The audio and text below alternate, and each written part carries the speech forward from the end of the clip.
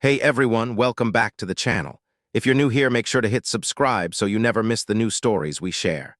Let's begin.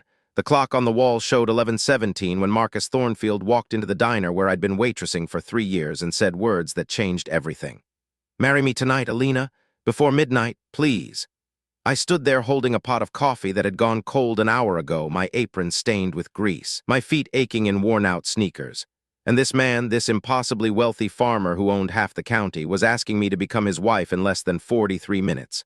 I thought he was drunk, or crazy, or both, but his eyes told a different story. They were desperate, terrified, and completely sober.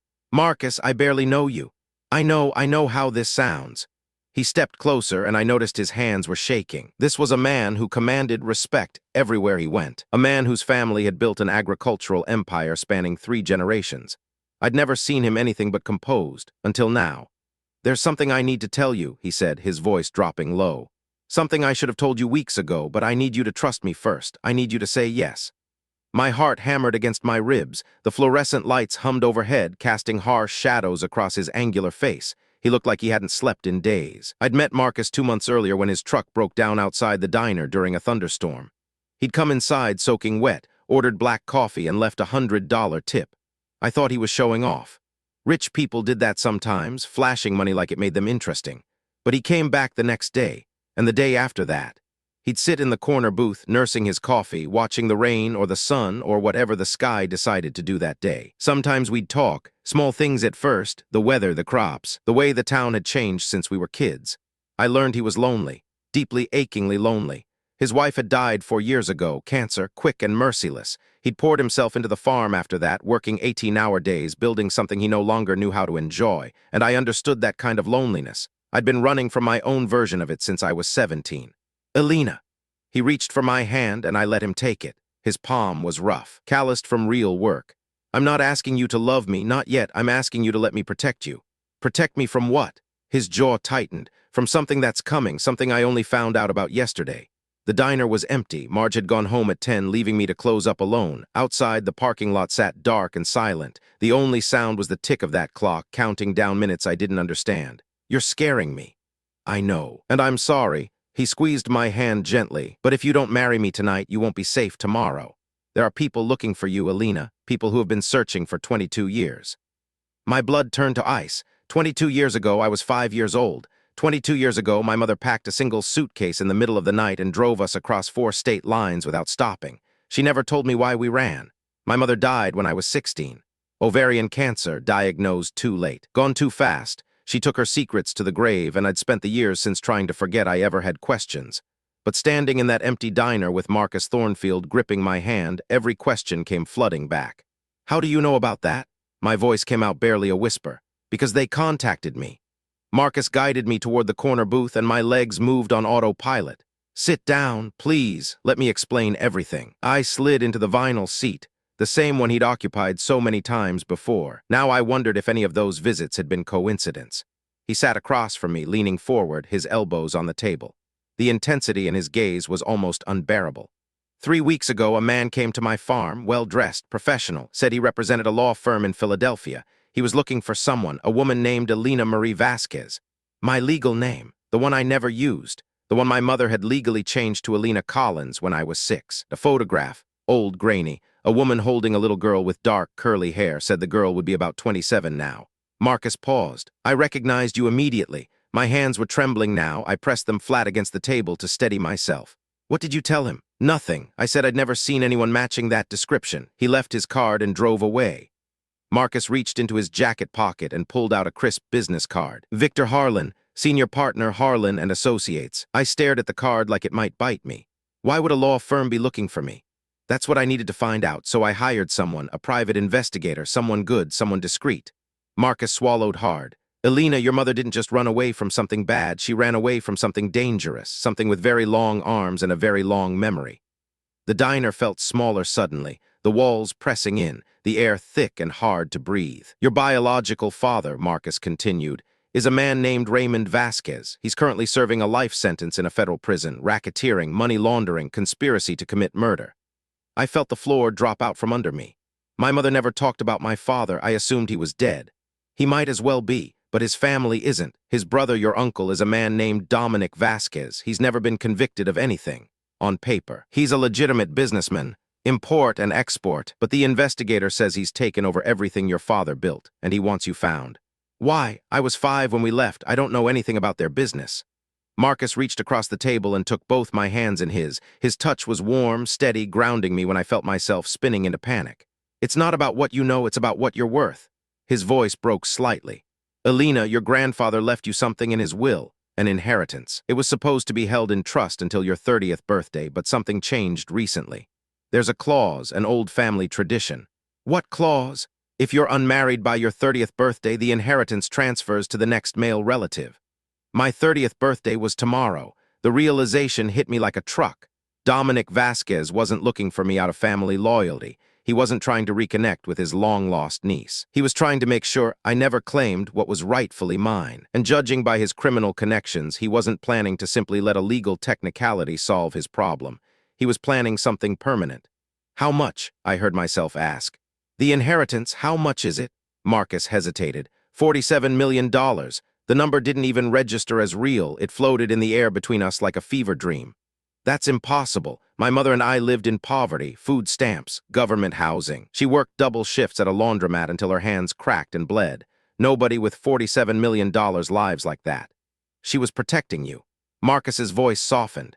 She knew if she touched that money, if she tried to claim it early, they'd find you both, so she disappeared completely, changed your names, moved every few years, kept you invisible. Tears burned behind my eyes. All those years, I'd resented my mother for the constant moving. The instability. The way she'd look over her shoulder at grocery stores and flinch at unexpected knocks on the door. I'd thought she was paranoid, broken somehow. She was keeping me alive. The marriage clause, I said slowly, piecing it together. If I'm married before my birthday, the inheritance stays with me. Yes, your grandfather was old-fashioned. He believed a married woman had protection, a family, someone to help manage that kind of wealth. Marcus squeezed my hands. I know it sounds archaic, but right now it's the only loophole that keeps you safe. But why you? I pulled back slightly, studying his face. Why are you doing this? You have your own fortune, your own life. Why risk getting involved with someone connected to people like that? Marcus was quiet for a long moment. The clock ticked past 11:31. Because I failed someone once, he finally said. My wife, Sarah. She was sick for 8 months before the diagnosis. Tired all the time, losing weight. I told her she was working too hard. I told her to rest more, eat better, stop worrying. I never pushed her to see a doctor, not once. His voice cracked, and I saw the old wound splitting open.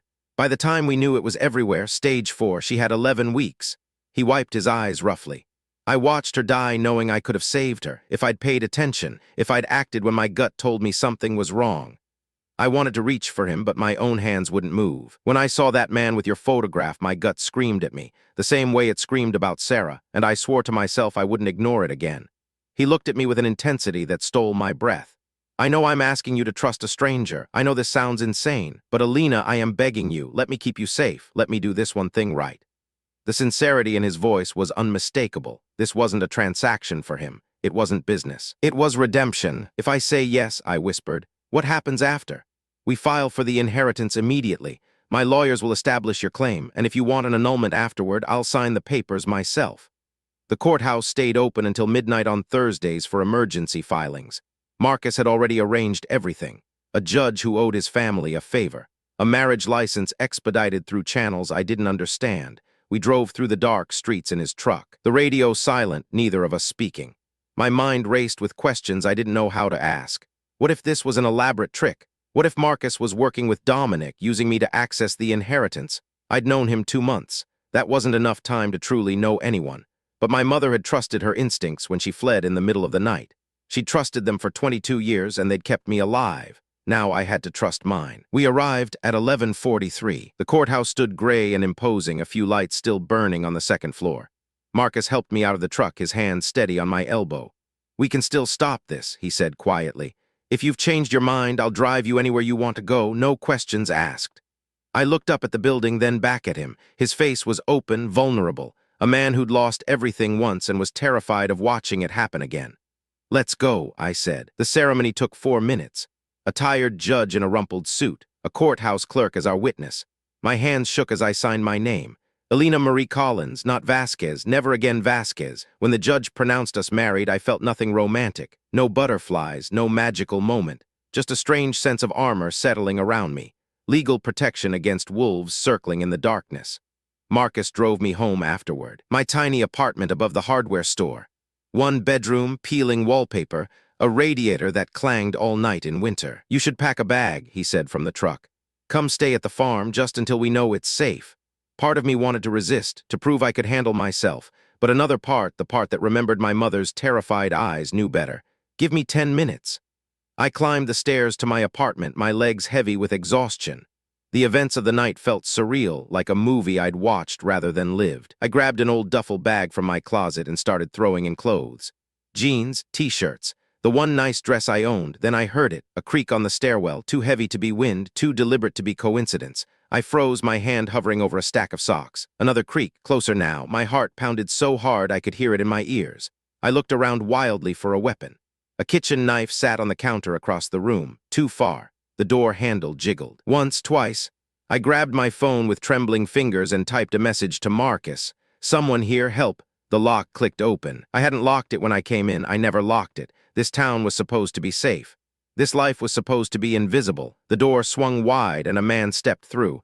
Tall, broad-shouldered, dark hair slicked back, expensive suit, a smile that didn't reach his eyes. "Elena," he said, his voice smooth as silk. "We've been looking for you for a very long time."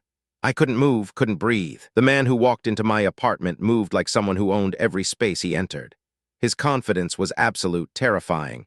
"You look just like your mother," he said, closing the door behind him. Same eyes, same stubborn chin. She was always the difficult one. Dominic Vasquez, my uncle, the man who'd sent lawyers and investigators across the country to find me, the man whose empire was built on blood money. "What do you want?" My voice came out stronger than I expected. He smiled, that cold smile that made my skin crawl. "What's rightfully mine? You see, your grandfather was a sentimental fool. He loved your father too much and trusted your mother too little. That inheritance should have gone to me decades ago. It was never yours. Everything in this family was mine eventually." He stepped closer and I stepped back, bumping against my bed. "Your mother thought she was clever, running away, hiding you in these pathetic little towns, but money always finds what it's looking for. I'm married." The words tumbled out desperately. "As of 11:58 tonight. The inheritance is mine. There's nothing you can do." Dominic's expression flickered, surprise, then anger, then something colder. "Married to the Thornfield farmer." He laughed, but there was no humor in it. "You think a piece of paper protects you? You think I came all this way to be stopped by bureaucracy?" He reached into his jacket and my heart stopped. Then the window shattered. Marcus came through like a force of nature, tackling Dominic to the floor. The two men grappled violently, crashing into furniture, sending lamps and picture frames flying. I screamed without meaning to. Dominic was strong, but Marcus was desperate. Years of farm work had built muscle that office suits couldn't match. He pinned my uncle to the ground, one arm locked around his throat. "You're done," Marcus growled. "Touch her again and I'll end you myself." Sirens wailed in the distance. The cavalry Marcus had called was finally arriving. Dominic's face purpled as he struggled for air. "This isn't over. This family never forgets." "Maybe not." Marcus tightened his grip. "But from now on, she has a family too." The police flooded in moments later. Dominic was arrested on the spot, his expensive lawyers unable to save him from trespassing and assault charges. Additional warrants were already being prepared, crimes uncovered by investigators who'd been building cases for years. It was over. I stood on the sidewalk outside my apartment, wrapped in a shock blanket, watching them load Dominic into a police car. Marcus stood beside me, his face bruised, his shirt torn, but his hand warm in mine. "You came through the window," I said numbly. "Door seemed too slow." Despite everything, I laughed, a real laugh, the first one in longer than I could remember. Over the following weeks, the legal machinery ground forward. The inheritance was secured. Dominic's empire crumbled as federal investigators closed in. And slowly, carefully, I began to rebuild my life. Marcus never asked for anything. He gave me space when I needed it, company when I craved it. He showed me his farm, the rolling hills and golden wheat fields that stretched toward the horizon. He told me stories about Sarah, letting me know the woman he'd loved and lost. And I told him about my mother, her sacrifice, her courage, the way she'd given up everything so I could have a future. Somewhere in those quiet conversations, something shifted between us. Not the desperate arrangement of a courthouse wedding. Something slower, truer. On my 30th birthday, Marcus picked wildflowers from his fields and left them on my pillow. No card, no grand gesture, just simple beauty from a man who'd saved my life. I found him on the porch that evening, watching the sunset paint the sky in shades of orange and gold. "Thank you," I said, sitting beside him. "Everything." He turned to look at me, his eyes soft in the fading light. "You don't have to thank me." "I know, but I want to." I took a breath. "And I want to stay not because I have to, because I choose to." His smile was the most genuine thing I'd ever seen. "Then stay, Alina, for as long as you want." I leaned my head against his shoulder and watched the sun disappear behind the hills. For the first time in my life, I understood what my mother had been protecting. Not just my safety, my chance at happiness. Thanks for watching. Subscribe and visit the channel for more real-life stories.